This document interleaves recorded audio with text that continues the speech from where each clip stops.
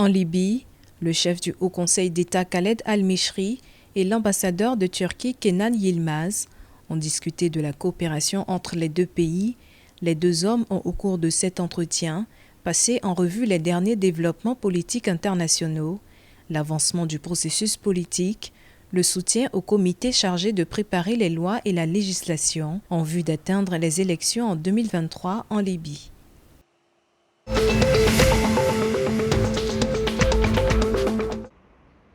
Dans un communiqué publié le lundi 17 avril, le ministre égyptien des Affaires étrangères Sameh Choukri et son homologue française Catherine Colonna ont, au cours d'un entretien téléphonique, convenu de la nécessité d'œuvrer pour parvenir à un cessez-le-feu dès que possible au Soudan, de résoudre les différends entre les parties par des négociations afin d'éviter l'effusion de sang et de ramener le pays sur la voie pacifique.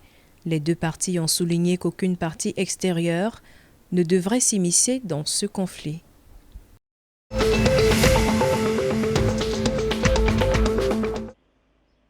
Le déficit commercial mensuel en Tunisie s'est creusé de 15,8% en mars 2023 pour s'établir à 1 768,6 millions de dinars contre 1 526,5 millions de dinars en février, selon un rapport de l'Institut national de la statistique publié le mardi 18 avril.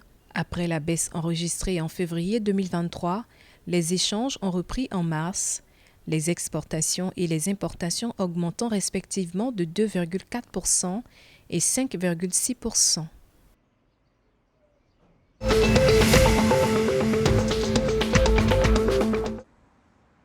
Selon un rapport de la BNC Intelligence, le Maroc aurait investi 2,37 milliards de dollars dans des projets de dessalement d'eau de mer, occupant ainsi la 6e place devant la Tunisie et l'Algérie.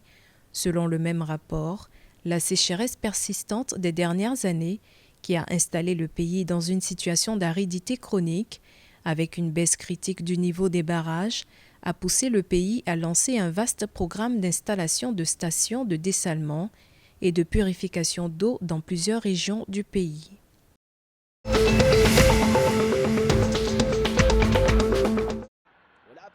En Algérie, le championnat de première division va connaître un changement inédit à partir de la saison 2023-2024. La Ligue 1 Mobilis va accueillir la technologie d'assistance vidéo à l'arbitrage, selon le président de la Fédération algérienne de football, Djaïd Zefizef.